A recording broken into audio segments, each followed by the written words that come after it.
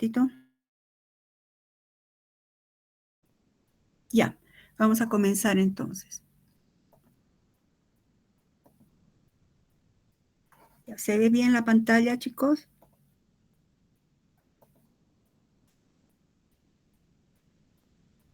Sí, doctora. Ya, gracias. Entonces, vamos a hacer el seminario de los cuestionarios del 1 al 5. En realidad, el seminario debería haber sido presencial. Yo no debería dar las respuestas. Yo debería preguntar, pues bueno, por este problema de los bloqueos que me dijeron que algunos no podían ir a clases, lo estamos haciendo virtual. Bueno, aparte de eso van a tener posiblemente la grabación. Entonces, por ese motivo, chicos, les digo, como ya les he dado las respuestas, todo va a ser una explicación y con las dudas que ustedes pudieran tener, las vamos a ir salvando. Entonces, sobre el tema, sobre el cuestionario 1, ¿cuáles son los principios de la bioseguridad? Son 3 los principios o pilares de la bioseguridad. Asumo que han hecho muy bien, yo no he revisado todavía. Y tenemos como primer principio la universalidad, que se refiere, en otras palabras, chicos, a que todo paciente que acude a un laboratorio o a un centro de salud se lo considera como, podríamos usar esa palabra, potencialmente sospechoso. Nadie va a decir de inicio que tiene VIH o tiene hepatitis B. Entonces, todo paciente que se atiende debe asumirse y debe tomarse en cuenta todas las normas de bioseguridad. El segundo pilar es uso de barreras para evitar la exposición a la sangre y fluidos biológicos, sobre todo de precaución universal, que vamos a ver enseguida. Las barreras físicas, que hemos descrito cada una de ellas, los guantes, barbijos, mandiles, gafas, las barreras químicas, que también hemos descrito, los desinfectantes, y las barreras biológicas, las vacunas o inmunizaciones. Y en los medios de eliminación del material contaminado. Este tercer pilar tiene una importancia ética, eso es importante, chicos. Tiene una importancia ética en cuanto a que se refiere al conjunto de procedimientos que permiten desechar o dispensar de manera correcta todos los residuos o materiales contaminados que se generan en los laboratorios. Entonces, este último pilar o principio, repito, es sumamente, tiene un componente ético porque cuida no solo el medio ambiente, sino también a toda la comunidad, porque todos los materiales de desecho que se originan en laboratorios, pues son potencialmente peligrosos. ¿Cuáles son los líquidos de precaución universal? Pues se llaman de precaución universal en sentido de que se sepa o no se sepa si la sangre, por ejemplo, de un paciente puede estar o no infectada, toda muestra de sangre debe manipularse con mucho cuidado, es decir, uso de barreras físicas y químicas, en sí es el caso, o biológicas también. Es la sangre, fluidos corporales contaminados con sangre. ¿Por qué la sangre? Porque las principales infecciones que pueden ser contraídas, digamos, por un trabajador de salud, están precisamente en la sangre. Y son virus como el VIH, virus como la hepatitis A, B, C, sobre todo B. Y los líquidos que contengan o no sangre son también líquidos de precaución universal, hay que manejarlos con sumo cuidado. El líquido amniótico, pleural, sinovial, acítico, cefalorraquídeo, el semen, secreciones vaginales y la leche materna. Aquí quiero aclarar algo. Leche materna siempre y cuando, líquido amniótico, siempre y cuando la paciente haya sido diagnosticada con VIH o con hepatitis B, porque después la leche materna de cualquier persona, de cualquier mamá, obviamente no es un líquido de precaución universal. Esto siempre y cuando estamos considerando pacientes que, digamos, estuvieran en consulta o que estuvieran diagnosticadas con VIH o hepatitis B. En ese caso, la leche materna es un punto de riesgo. Es más, se prohíbe que se le dé la leche al bebé. ¿Cuál es la diferencia entre desinfectar y esterilizar? Pues son procedimientos que difieren sobre todo en lo siguiente. La desinfección es un proceso que elimina prácticamente todos los microorganismos excepto a las endosporas. Las endosporas son formaciones que forman, valga la redundancia, algunas bacterias. Son como caparazones que las mismas bacterias forman como medida de protección si cuando se encuentran, digamos, en un medio adverso, digamos, de sequedad o mucha humedad, o cuando no tienen alimento o no están dentro de un huésped, como si se encapsularan, pero forman una espora. Pues los desinfectantes no las destruyen. Los desinfectantes también se aplican solamente a objetos inanimados. La esterilización es un proceso mediante el cual, ahora sí, se eliminan por completo toda forma de vida microbiana, virus, bacterias e incluso las formas esporuladas, o sea, endosporas o todas las formas esporuladas. ¿Por qué? Porque aplican factores físicos como por ejemplo vapor caliente a presión de una atmósfera, temperaturas de 121 grados Celsius, calor seco, óxido de etileno es un gas que se utiliza para desinfectar materiales que no pueden entrar en un autoclave, por ejemplo. Autoclave es el aparato que esteriliza mediante este método, vapor caliente y presión. Obviamente también es en objetos inanimados, o sea, este no es un punto de diferencia. Ambos son en objetos inanimados, ¿verdad? Bueno, ¿qué es un desinfectante de alto nivel? La respuesta directa a esto es un desinfectante que se utiliza para desinfectar materiales críticos y semicríticos. Cuando decimos críticos y semicríticos, me refiero a materiales que se usan en cirugías o en curaciones de cirugías, o para desinfectar derrames, por ejemplo, de líquidos biológicos o en superficies donde estén líquidos biológicos de precaución universal. Estos desinfectantes, no solo estos de alto nivel, sino los desinfectantes que vamos a ver que son de alto nivel y también de nivel intermedio, pues estos tienen que estar aceptados o aprobados, diríamos, por la FDA y estas dos organizaciones, EPA. FDA es la Agencia de Drogas y Alimentos en inglés, y EPA es la Agencia de Protección al Medio Ambiente, ¿no? Environmental Protection Agency, Agencia de Protección al Medio Ambiente.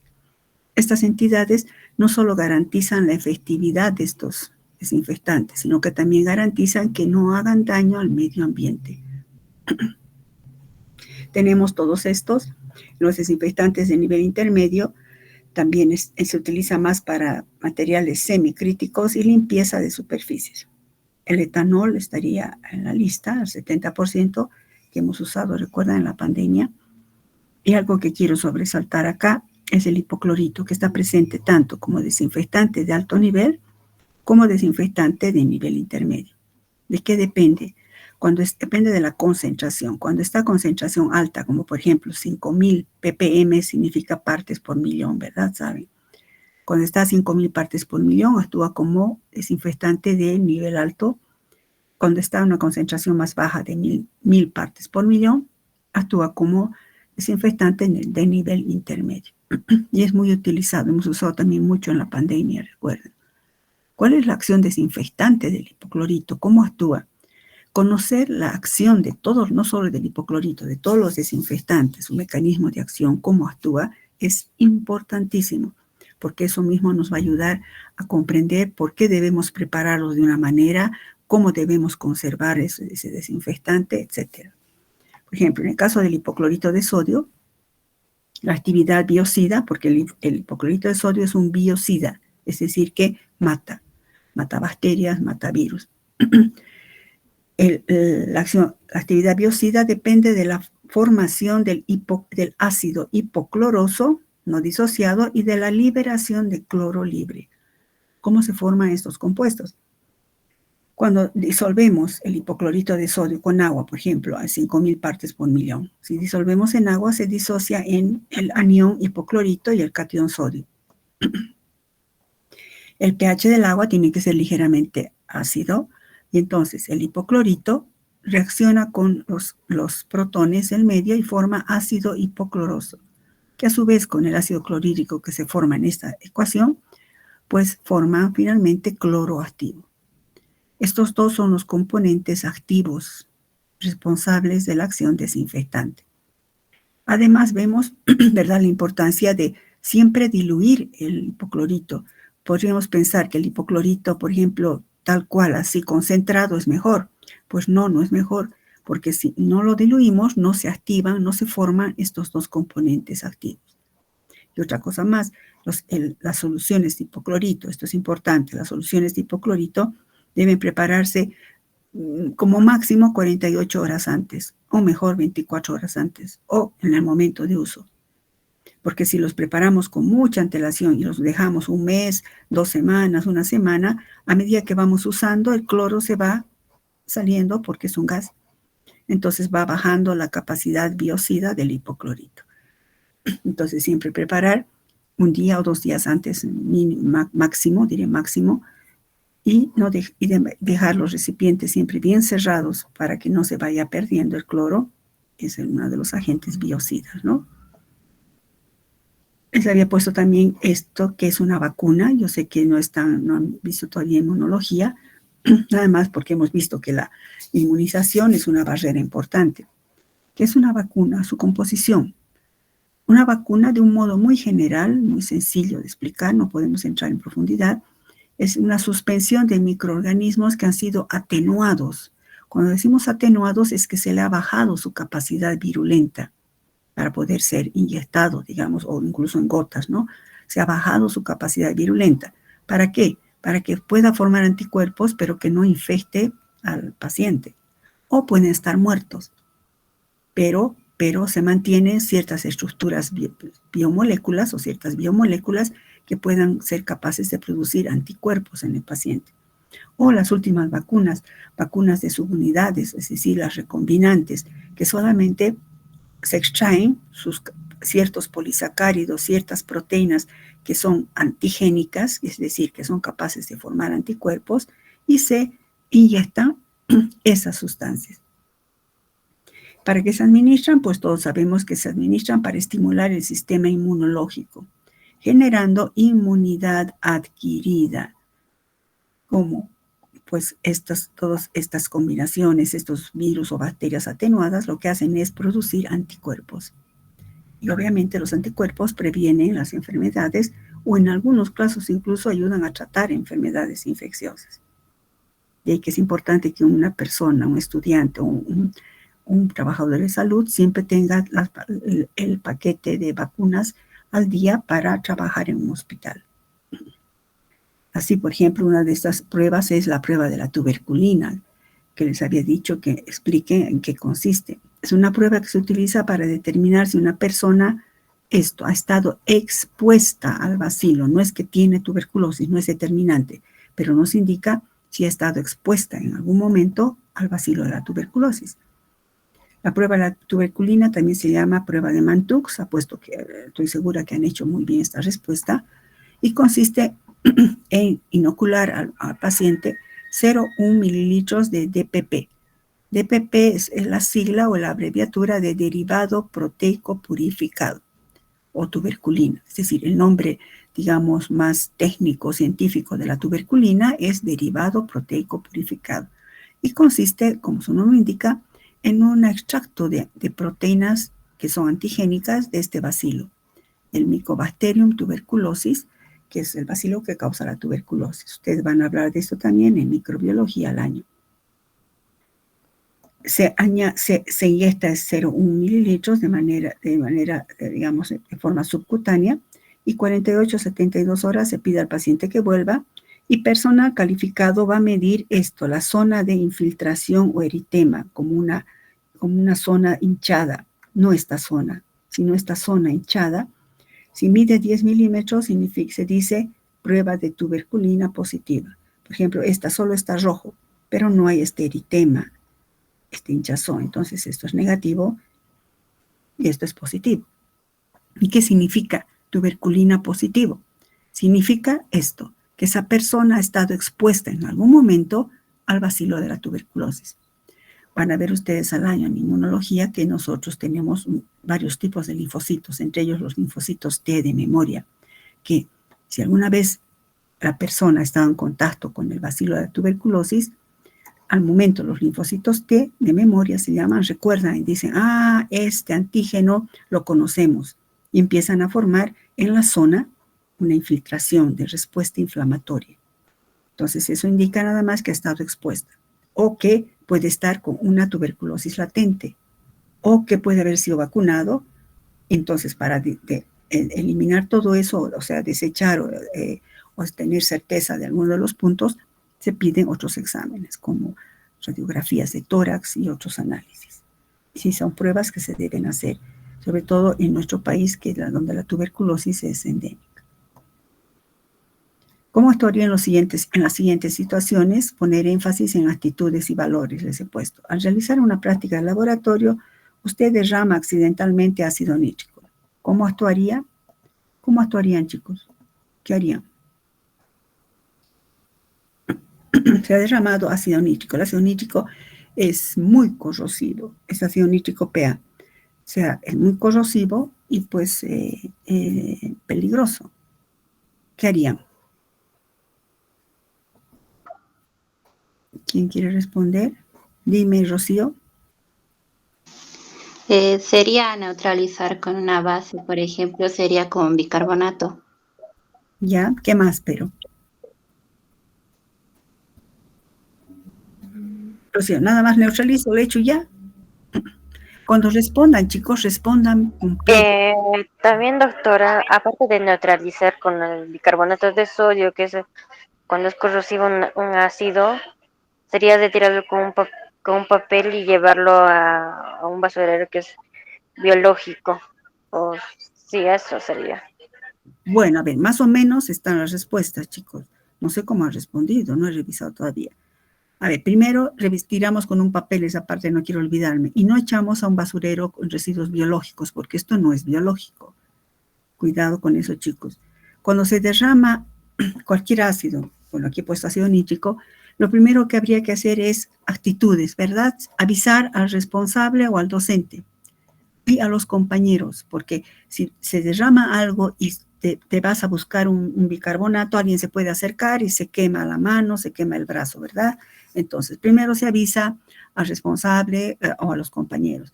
Luego se agarra papel toalla, se hace como unos chorizos, unos rollos, y se delimita el área para que no siga avanzando el derrame. Se delimita el área. Y luego sí se añade bicarbonato de sodio. Se vería burbujas, no sé, en algún momento creo hemos tenido un derrame de ácido sulfúrico, se ve desprendimiento de anhídrido carbónico, burbujas, ¿no? Por el bicarbonato de sodio. Cuando deja de burbujear, si es necesario un poco más se añade, se deja actuar y luego con la ayuda del mismo papel que hemos delimitado y con un cepillo se bota al basurero común, o sea, basurero negro. ¿Por qué? Porque uno ya lo hemos neutralizado, ya no tiene riesgo, nunca al de biológico. No hay que llenar un basurero biológico, chicos, porque los basureros biológicos van a unas celdas especiales. Es más, en nuestra facultad se pesa cuánto de residuos biológicos generamos y la alcaldía cobra por peso. Pues no importa no porque cobre, sino que no corresponde. Entonces queda claro eso.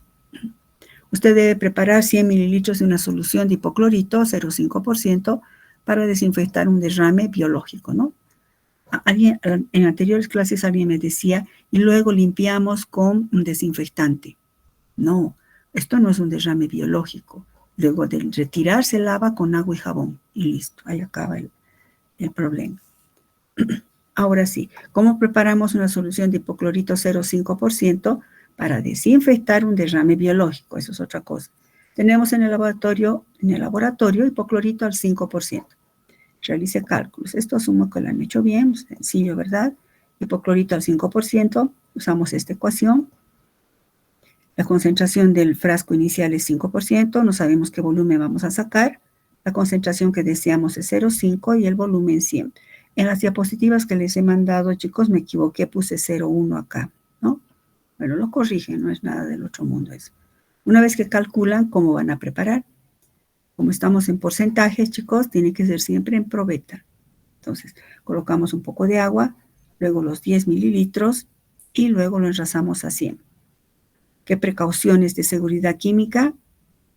El hipoclorito es tóxico, es irritante, irrita los ojos, irrita las mucosas. Entonces, cuando uno prepara, bueno, esto es poquitito, ¿no? Pero cuando uno prepara ciertas cantidades hay que tener mucho cuidado, no importa, aunque sea poquito. 1, usar gafas de protección. Luego barbijo, hay algunos barbijos especiales, eso es para personas que preparan casi pasado un día. En casos excepcionales, solo usar barbijo, no importa, pero sí gafas y siempre bajo campana. Si no hay campana, pues ir cerca a una ventana para que haya ventilación, ¿no? Y no se concentre en el ambiente. Eso en cuanto a seguridad química. La segunda parte del cuestionario 2. Explique el concepto de calibrar en el contexto de química. Asumo que han respondido esto es teórico, ¿no? Pero les expongo esto. Esto sería una calibración en palabra mayor, como quien dice. Organismos internacionales de las oficinas de pesos y medidas. Estos son los entes rectores a nivel mundial. Para calibrar un instrumento o incluso un estándar que preparemos, lo podemos calibrar, se necesita de otro instrumento u otro estándar de mayor exactitud. Recuerden que medir es comparar. Calibrar es medir. Entonces, calibrar también es comparar. Entonces, comparamos con un patrón de alta exactitud que nos va a servir de referencia. En el proceso de calibración se sigue una cadena ininterrumpida que se denomina trazabilidad. ¿Qué me refiero con trazabilidad? Organismos de calibración hay en todos los países, aquí también tenemos, el principal está en La Paz, donde se calibran termómetros, matraces aforados y todos los materiales volumétricos y gravimétricos incluso. Esa entidad tiene un patrón de referencia que va a referenciar a nuestro instrumento, pero su patrón de referencia tiene que estar referenciado a otro instrumento de otro país. Entonces, tiene que haber trazabilidad desde del instrumento del otro país, el instrumento de Bolivia y nuestro instrumento. Eso se llama trazabilidad. Bueno, esto es palabra mayor de calibración, el concepto. Nosotros hemos calibrado, recuerdan, tomando como referencia el error del fabricante, como vamos a ver en un ejemplo. Una pregunta. Explique por qué el porcentaje de error obtenido en la calibración de un material volumétrico puede ser mayor cuando se trata de volúmenes muy pequeños. Cuando medimos volúmenes pequeños, y no solo volúmenes, masas también, cuando medimos volúmenes pequeños o masas pequeñas, cualquier variación que cometeríamos como error va a afectar el valor real. En cambio, si el volumen es relativamente grande, una pequeña variación que nosotros imprimiríamos no afectaría en la misma magnitud, en la misma medida. Por esa razón, se han fabricado pipetas de 1 mililitro. Existen pipetas de micropipetas que miden en microlitros para minimizar esta fuente de error. También por eso se usa cuando los pesos, las masas son muy pequeñas, se tiene que usar balanzas analíticas. Define el concepto de variación estándar, de desviación estándar y explique su aplicación. Esto ustedes también han debido responder muy bien, han llevado estadística. La desviación estándar es una medida de la dispersión de los datos alrededor de una media. Si consideramos, ¿recuerdan la campana de Gauss? Si tenemos una población de datos y, por ejemplo, como lo que habíamos visto, agarramos una masita y la pesamos en la balanza analítica, M1, la misma masita en la misma balanza, 2, la misma masita en la misma balanza, o puedo repetir un análisis en triplicado, cuadruplicado, haciendo lo mismo. Obviamente no vamos a obtener igualito. Entonces se saca la media, la desviación estándar, con la fórmula que ustedes conocen, sacando la raíz cuadrada, n, etcétera, y tenemos que teniendo una media, los valores que estén un poquito por encima de la media o un poquito por debajo de la media de la población de datos, pueden haber algunos, repito, que estén un poquito por encima o un poquito un poquito por debajo y un poquito por encima, o muy lejitos en menos, o muy lejitos en más, por decir lejitos en cuanto a que no son cantidades grandes, ¿no? Ese lejitos un poquito, ¿cómo se expresa? Pues se expresa con la desviación estándar, que me dice cuán dispersos están los resultados alrededor de la media. ¿Qué aplicación tiene? Cuando la desviación estándar es grande, significa que hay mucha dispersión de datos. Por ejemplo, en el caso de nuestras pesadas, si pesamos y tenemos una desviación estándar relativamente grande, diríamos, ah, caramba, esta balanza no me está reproduciendo. Hay mucha variación, mucha dispersión de datos. Esa es su aplicación. A menor desviación estándar, a mayor desviación estándar, menor reproducibilidad. Es inversamente proporcional. En consecuencia, a menor desviación estándar significa mayor reproducibilidad de datos. Usted trabaja en un laboratorio de análisis químico y debe calibrar hoy día, por ejemplo, una bureta de 25 mililitros. El fabricante expresa un error de más o menos 0,06. Y les he dado estos datos, que sería la masa del agua y con una media de 26,56 gramos. La temperatura de trabajo fue 24 y con la ayuda de la tablita, ¿verdad? Ustedes pueden convertir los gramos en volumen, ¿verdad? Tenemos estos gramos y tenemos este volumen. A primera vista ya vemos que hay mucha diferencia, 26, 65 y 25, pero no podemos decir, no, muy mucho esto ya no sirve. No, tenemos que expresar el error porcentual para justificar el hecho de seguir usando o de desechar el material.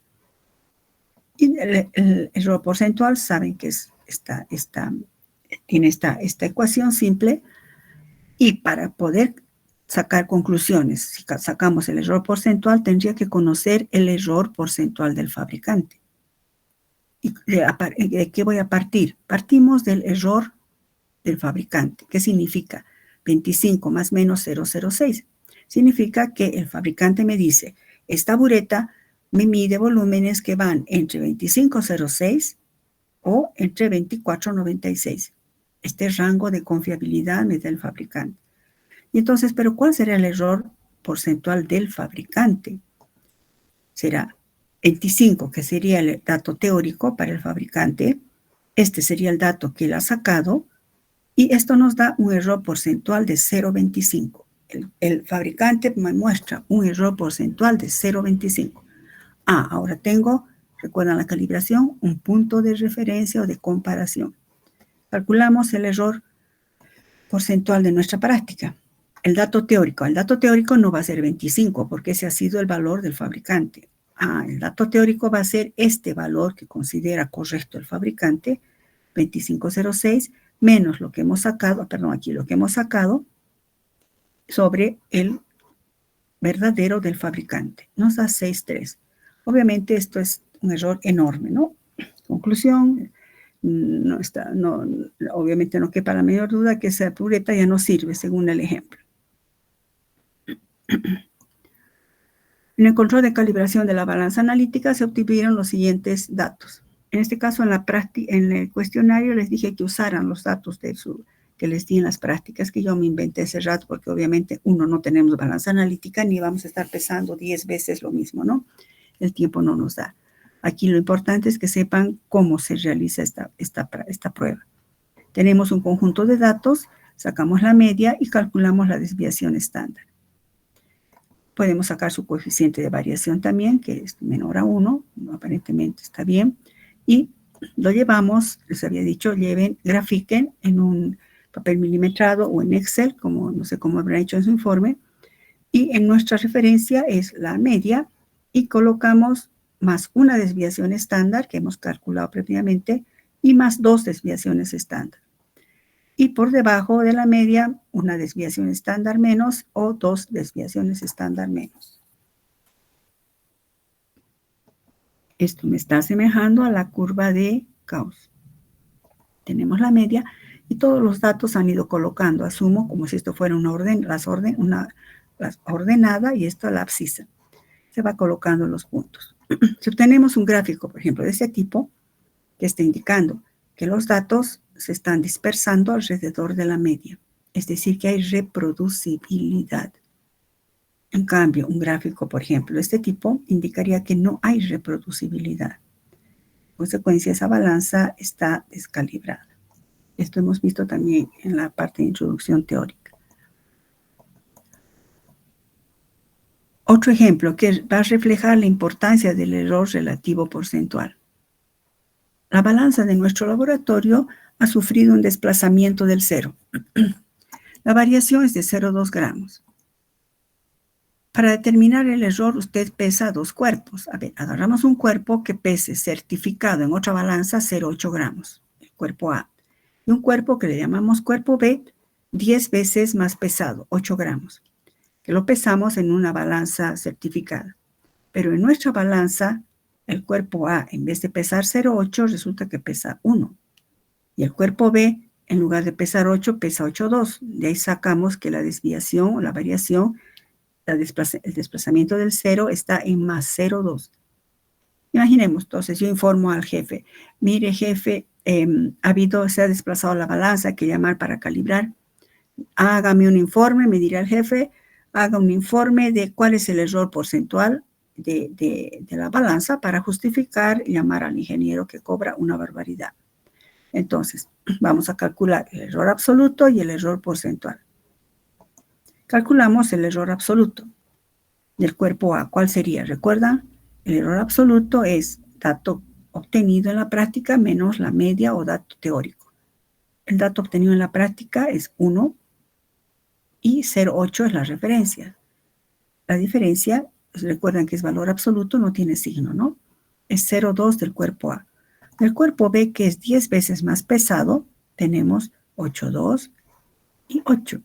Nos da 0,2, o sea, nos da el mismo valor, el mismo error absoluto, ya sea con un cuerpo que pesa 0,8 y otro que pesa 10 veces más. ¿Cuál será el error porcentual o relativo primero? El error relativo es nada más esta partecita, 0,8, ¿verdad? Del cuerpo de 0,8. 0,8 menos 1, que sería el dato obtenido en la práctica, sobre 0,8 nos da 0,25. Significa que tiene una variación de 0,25 gramos por cada gramo. El error porcentual sería 25%. Pero ¿qué pasa con el cuerpo que es 10 veces más pesado? El error relativo es 0,025 y su error porcentual es 2,5%. ¿Qué significa esto? ¿Qué informe yo le voy a dar a mi jefe? ¿El error porcentual cuál es? ¿25 o 2,5? Esto es bien importante porque esto refleja algo, chicos. Fíjense, si yo hubiera pesado, hecho mi informe con 8, hubiera pesado 10 gramos y le reporto a mi jefe, es 2,5%. Digamos, somos un laboratorio que no es de tremenda exactitud. De análisis nada más así. 2,5 no es tan significativo. Pero si con esa misma balanza yo peso masas pequeñitas como 0,8, 0,5, el error es enorme, inconcebible. Por ese motivo, el error porcentual refleja mucho mejor el error que acompaña a una medición. Se han fijado, el error relativo me da igualito en los dos, pero el error porcentual tiene una diferencia enorme. Por eso el error porcentual se lo usa más, porque refleja mejor el error que acompaña a una medición. Entonces, para hacer pruebas, deberíamos hacer pruebas con masas pequeñas. Entonces, ya yo diré, uy, jefe, le cuento que está en 25%. Llama al ingeniero biomédico que calibre la balanza.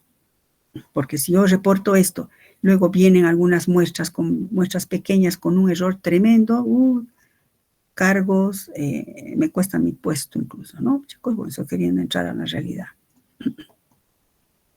Cuestionario 3, módulo carbohidratos.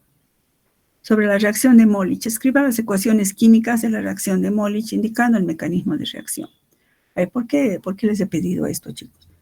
La reacción de Molich, recuerdan, en un tubo de ensayo, colocamos la muestra, añadimos alfa-naftol y dejamos caer por las paredes lentamente ácido sulfúrico con PA.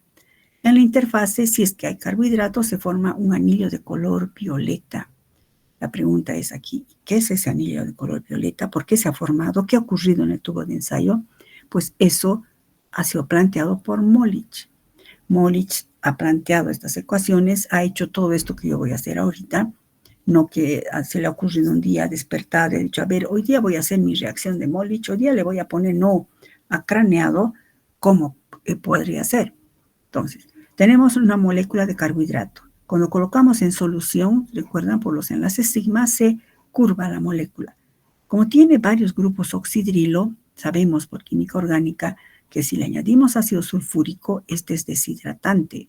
Viene un protón acá, lo protona y todo esto se va como agua.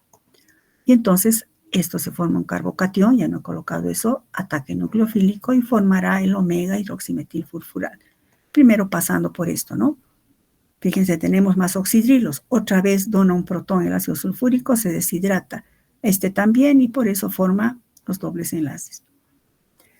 Entonces, esto nada más es el proceso primero de la deshidratación. Pero tenemos el grupo carbonilo. El grupo carbonilo está polarizado y este carbono está como carbocatión. Si le añadimos, que dijo Molich, si yo le añado un compuesto que tenga dobles enlaces conjugados, voy a esperar que aparezca algún color. Mejor si tiene dos anillos, entonces le pongo alfa-naftol. Y le pongo un activador, ¿recuerdan? Ortoparadirector. Entonces mi carbono cargado positivamente, mi carbocatión, atacará electrofílicamente en posición para y se unirá ya ocurre una primera condensación. Como el medio está con ácido sulfúrico, pues otra vez el ácido sulfúrico dona un protón a este oxidrilo que ha quedado acá y se va como agua. Y otra vez se me forma otro carbocatión que va a atacar también ataque electrofílico en posición para a otra molécula de alfa-naftol. Finalmente se me da el producto de condensación que puede estar en resonancia formando, fíjense, compuestos que tienen doble, simple, doble, simple, doble, simple, un gran número de enlaces conjugados. Toda vez que aparecen enlaces conjugados, aparece un color. Nuestro ojo lo capta como color. Pues eso hizo Molich, probó y le salió. Su nombre pasó a los libros. Pero ha tenido que demostrar científicamente qué es lo que ocurre en ese tubo de reacción para que la comunidad científica le diga, ya, no me acuerdo qué se llamará el señor Molich, su reacción pasa con su nombre en los libros. No pretendo que todo esto me hagan, chicos, aunque podrían, porque ustedes han llevado química orgánica, porque no es nada del otro mundo, pero lo que quiero que resalten aquí es que son reacciones sucesivas de deshidratación y sucesivos ataques electrofílicos al alfa-naftol en posición para, dando productos de condensación coloreados. Esta pregunta les puse para ver la aplicación clínica de las reacciones de detección de azúcares reductores. Por ejemplo, en el caso de la intolerancia a la lactosa, que se observa en niños, sobre todo, y aparece a veces en adultos mayores, la intolerancia a la lactosa. Cuando toman leche, no tienen la enzima lactasa. Estas personas no tienen la enzima lactasa porque, ha habido un daño a nivel de sus vellosidades intestinales. No producen la enzima lactasa. Entonces, la lactosa no la digieren.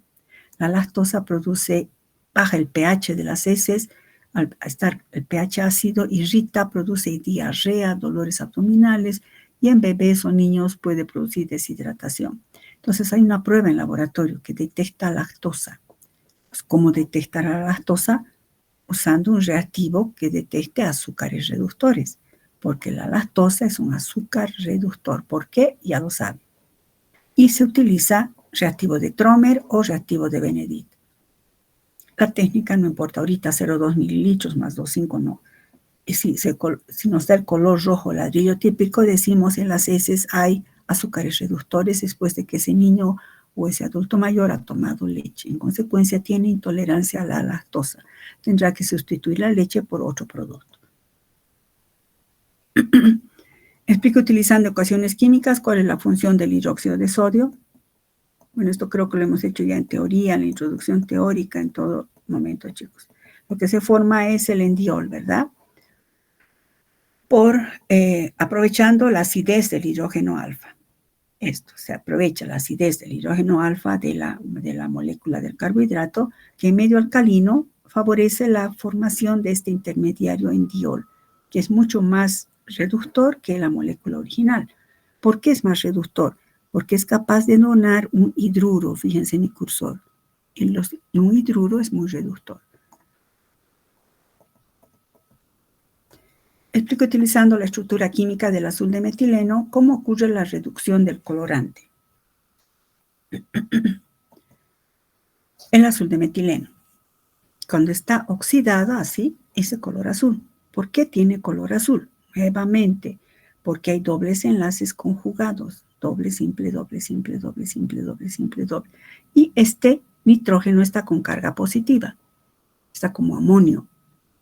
Entonces, si entra en contacto con un reductor que hace, dona electrones.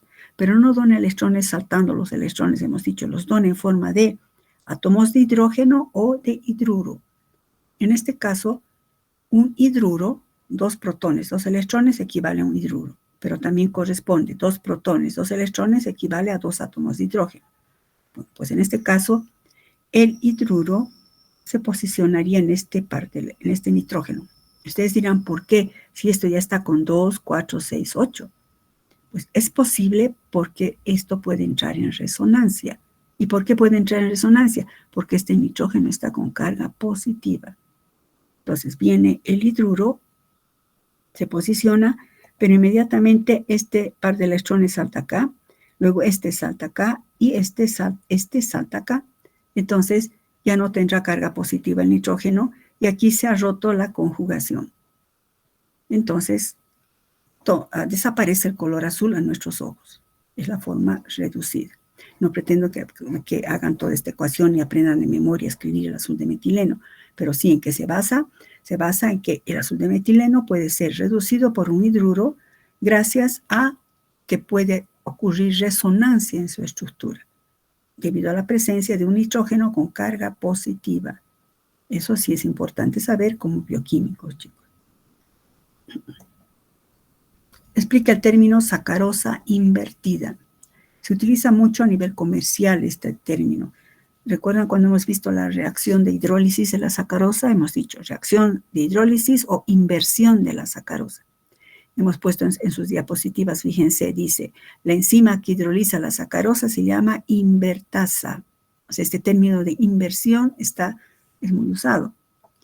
La sacarosa invertida se forma o se genera gracias a la hidrólisis de la sacarosa. No es correcto decir que la sacarosa invertida es la sacarosa hidrolizada. Es cierto a medias, porque el término invertido viene por lo siguiente. La hidrólisis que se ve acompañada por la variación en la dirección del ángulo de rotación en un polarímetro. La solución de sacarosa, tal cual, si la colocamos en un polarímetro, es dextrorotatoria, es decir, que hace girar la luz polarizada a la derecha. Si esa misma solución la hidrolizamos y la dejamos enfriar y lo colocamos en un polarímetro, se vuelve levorotatorio. ¿Por qué se vuelve levorotatorio? Porque sabemos que por hidrólisis aparece fructosa. Y la fructosa es muy, muy levorotatoria. Entonces, esto mismo es una manera de probar que ha ocurrido hidrólisis. La sacarosa, tal cual, repito, es dextrorotatoria.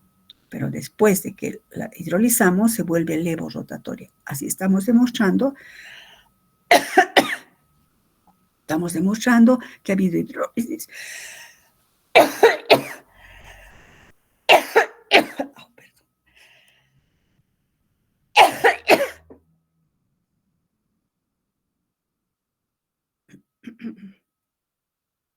Nosotros hemos demostrado en laboratorio la hidrólisis, ¿recuerdan?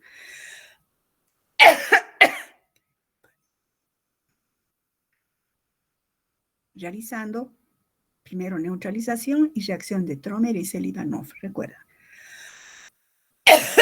Esta es otra forma de demostrar la hidrólisis.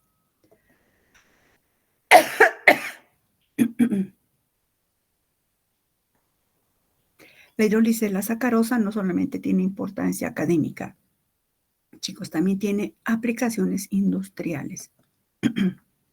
El azúcar invertido, es decir, hidrolizado, que ya se ha vuelto levorotatorio, tiene las siguientes características. Se utiliza en panadería y repostería. Hemos visto, ¿verdad?, que la hidrólisis la hacemos con ácido clorhídrico. Obviamente para la panadería no se va a usar ácido clorhídrico, se utiliza ácido cítrico o jugo de limón concentrado, pero usan industrialmente ácido cítrico. Hidroliza la sacarosa. El azúcar invertido es 30 veces más endulzante que la sacarosa, entonces un ahorro. Cristaliza menos a bajas temperaturas porque absorbe humedad. ¿Recuerdan esos donuts, esos pastelitos que le ponen azúcar encima? Usan azúcar invertido para que no se resquebraje. A su vez, facilita la fermentación porque ya ha hidrolizado el azúcar, le está ayudando en el trabajo a la levadura. Otra pregunta. Expliquen en qué consiste el proceso de gelatinización. Cuando hemos preparado la solución de almidón, hemos hecho, ¿verdad?, 0,5 gramos en 32 gramos y hemos hecho hervir 1 minuto de ebullición. De esa manera se ha formado una especie de tipo gel que mantiene al almidón estable en solución, pues que ha ocurrido una gelatinización. ¿Qué es eso de la gelatinización? Los granos de almidón son insolubles en agua, pero cuando lo colocamos en agua y lo calentamos, a medida que se va calentando, el grano de almidón va hinchándose y absorbiendo agua. Cuando ya no puede absorber más, pues se rompe parcialmente, fíjense el dibujo, y libera sus componentes, la amilosa y la amilopectina. Entonces es la transformación de los gránulos insolubles en una solución de moléculas en las cuales se han liberado los componentes del almidón. Técnicamente, en la gelatinización se ha producido una lixiviación. ¿Qué es la lixiviación? La separación de un soluto que está contenido en una matriz sólida mediante el uso de disolventes, en este caso agua, ¿no?, y calor. Explique cuál es la entidad química del Lugol. Hemos dicho, ¿verdad?, que el Lugol está formado por yodo y yoduro de potasio. El yodo es insoluble en agua. Vemos, ¿verdad?, que cada átomo es igual, de la misma electronegatividad. En consecuencia, no hay polaridad. Tampoco hay nada que justifique puentes de hidrógeno con el agua. Por eso es insoluble en agua. El yoduro de potasio sí es soluble en agua porque es una sal, puede ser solvatada por moléculas de agua. Cuando se combina, forma este complejo, el triyoduro de potasio, que como es una sal, se hace en Lewis, tiene carga negativa y por tanto es soluble en agua. Una aplicación de lo que hemos visto, el almidón. ¿Qué es el almidón resistente? ¿Qué importancia tiene en la nutrición? El almidón es un polisacárido que lo podemos absorber muy fácilmente. Hemos visto, ¿verdad?, en teoría también y en la introducción teórica. Cuando comemos un alimento que tiene almidón, empieza con el proceso de la masticación, la hidrólisis de la alfa-amilasa salival. Luego pasa por el estómago, sigue hidrolizándose, pasa al intestino, y la amilasa pancreática continúa la hidrólisis y participan muchas otras enzimas. Finalmente ingresa la glucosa a través del intestino y llega a la sangre. El almidón, ese es el almidón normal. El almidón resistente es diferente. Se caracteriza porque no lo podemos digerir. Se comporta como una fibra soluble y por eso tiene un efecto prebiótico. Vamos a hablar un poquito de esto. Entonces, actúa como una fibra soluble, tiene efecto prebiótico, no se puede digerir. Primero, ¿cómo se forma este almidón resistente? El almidón resistente se obtiene relativamente fácil. Se hace cocer los alimentos y luego se los hace enfriar en refrigeración a más o menos unos 8 o 10 grados centígrados. Y ocurre un poco el proceso inverso de la gelatinización. Una vez que se ha gelatinizado por efecto del frío, otra vez se forman gránulos de almidón. Estos gránulos de almidón no los podemos digerir. Ahora si los sacamos y los calentamos, claro, otra vez se vuelve gelatinizado, los digerimos, ¿no? Pero así como está el almidón resistente, no podemos digerirlo. Pero ¿qué importancia tiene? Si bien nosotros no lo podemos absorber, es decir, no va a pasar glucosa a nuestra sangre, no va a subir el índice glicémico, que ahorita vamos a ver, pero ese almidón que ha pasado sin digerir llega hasta el colon, y nuestras bacterias del colon, que es nuestra microbiota, va a aprovechar ese almidón resistente. Es un buen alimento para nuestra microbiota, bifidobacterias y lactobacillus, más no solo estos, hay otros, las levaduras, pero forman parte de nuestra microbiota intestinal, que tiene un papel importantísimo en la nutrición, que ustedes van a ver al año. Mantener intactas y saludables nuestras bacterias de nuestra microbiota se traduce en salud. Entonces, el almidón resistente tiene dos funciones buenas.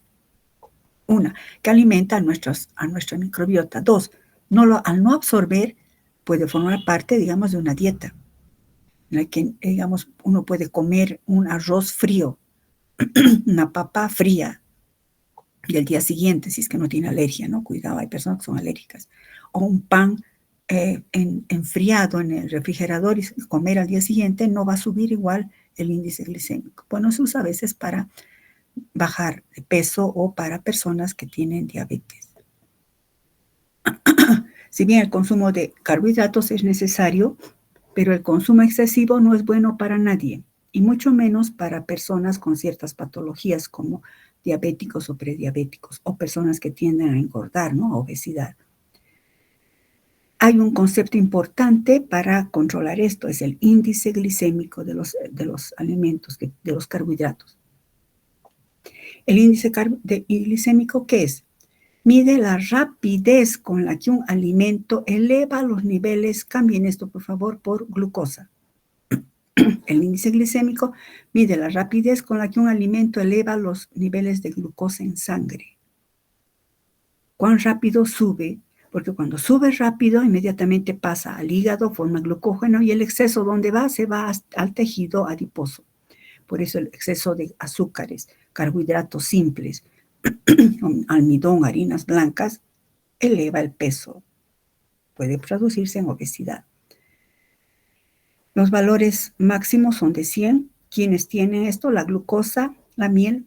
Obviamente la glucosa, nadie come glucosa pura, pero ¿dónde está la glucosa? En la sacarosa. ¿Dónde está la glucosa? En el almidón. Entonces, comer almidón o harinas procesadas sube el índice glicémico increíblemente. O consumir mucha miel también sube el índice glicémico. Todas las harinas procesadas suben el índice glicémico. Hay harinas como la harina de almendras que hemos hecho en prácticas, ¿recuerdan? No tenía carbohidratos. Bueno, esas no tienen carbohidratos. Pero otras que tienen almidón como porotos, lentejas, esas sí tienen índice glicémico bajo. Esas son las mejores que hay que consumir. Sí hay que consumir carbohidratos, pero carbohidratos complejos, a eso se llama, de semillas como porotos, lentejas, vainitas, etc. Y finalmente la última pregunta, indique en sus palabras cuál es la aplicación práctica en la determinación de las reacciones de reconocimiento. Esto lo dejo a que ustedes lo expliquen en sus palabras, chicos, no puedo poner yo qué creen, porque es importante haber aprendido lo concerniente a este módulo. Eso es todo. ¿Alguna pregunta, chicos? Bueno, voy a registrar la lista, chicos, no se vayan. Un cachito. ¿Más grande, el 72 o 73? Creo que el 72. El 72, ¿verdad? Sí, doctora, el 72. Ya, yo me voy a fijar, el grupo más numeroso va al 72 y los otros van al 73. Listo, chicos, nos vemos entonces el sábado. Disculpe, doctora. Dime, Alejandra, ¿es? ¿Quién es? Dime. Sí, soy del grupo 11. ¿Llamó al grupo, a todos los que somos del 11?